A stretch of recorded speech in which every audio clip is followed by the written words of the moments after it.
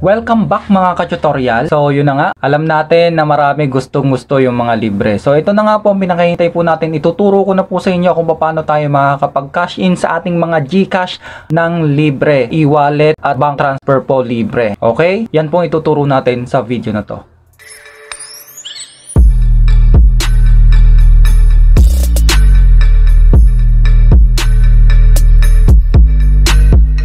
Kung makikita nyo po itong tatlong application po na ito po yung ating pong gagamitin. So, GCash, Click, and Shopee. Siyempre yung Shopee. Siguro nagkakaroon na kayo ng idea kung alin yung sinasabi ko. Okay, bibigay ko na Shopee, siyempre. Kapag may laman yung Shopee nyo, okay, yung Shopee Wallet, yung Shopee Pay nyo, yun po yung gagamitin po natin pang transfer sa GCash at saka kahit anong e-wallet pa yan or bangko. Okay?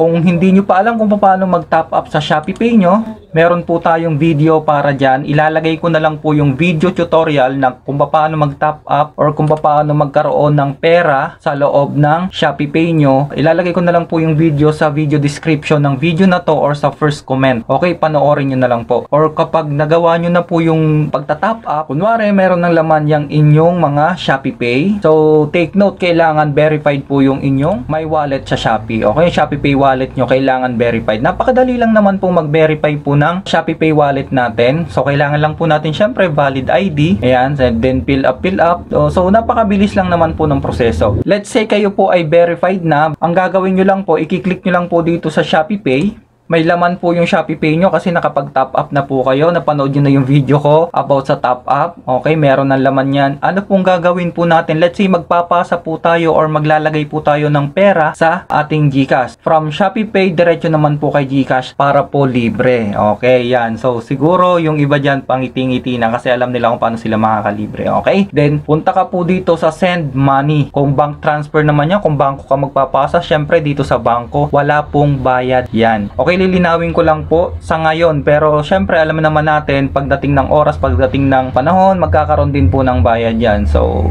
gamitin nyo na po, samantalahin nyo na. Okay, send money. So, dito po, pwede ka magpasa, send to contact, pwede ka magpasa sa Shopee Pay wallet din ng kakilala mo, send to bank account. Sabi ko nga po, send to other e-wallet. Ang target po natin is GCash. Send to other e-wallet. Ito po yung i-click po natin. Okay? Then, kapag po bago nyo palang gagawin ito, wala pa po kayong makikitang save recipient dito, pipiliin nyo po itong nasa itaas. Itong transfer to a new e-wallet.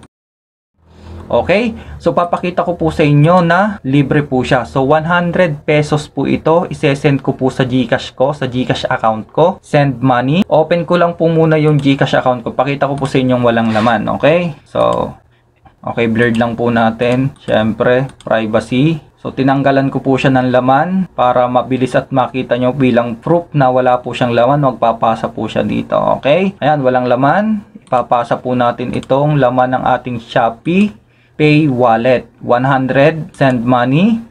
Okay? So, pakikita ko po sa inyo 100 sakto yung ipapasa ko. Send to other e-wallet. Then, transfer to a new e-wallet. Lagay nyo lang po yung name nyo. Full name po na ginamit nyo sa GCash account nyo para hindi po kayo magkamali. Okay? Ang target po natin is GCash. Okay? Piliin po natin syempre si GCash. Then phone number po na connected sa GCash na pagpapasahan nyo. Yun po ang ilalagay po natin. Okay? I-on nyo po itong save recipient para po kapag nag-send na po kayo, masisave po automatic yung recipient na yun para hindi na po kayo nagtatype sa susunod. Okay? Kapag ready na po yan, double check nyo po. Kapag na-double check nyo na, pwede nyo nang i-click itong next sa ilalim. Next. Ilalagay na po natin ang amount. So, ang amount po natin is 100 pesos. So, 100 pesos po ilalagay po natin. So, nakikita nyo naman po, napakalinaw. Admin fee is free. Nakikita nyo po yan, free. Alam ko yan ang gustong gusto nyo. Okay? So, 100 pesos, ipasa na po natin. Double check, okay na po. Then, next na po natin. 0 admin fee, 100, send money now. Okay. Yan. So, ayun. Okay na. So, check na po natin kung may laman na po itong GCash po natin ngayon. Kitang-kita nyo po 100 pesos. So, walang-wala po siyang kaltas. Okay? Sana nagustuhan nyo. Sana nakatulong. Siguraduhin nakasubscribe ka ka-tutorial at nang lagi kang updated sa ating mga tutorial. Okay? Thank you and God bless.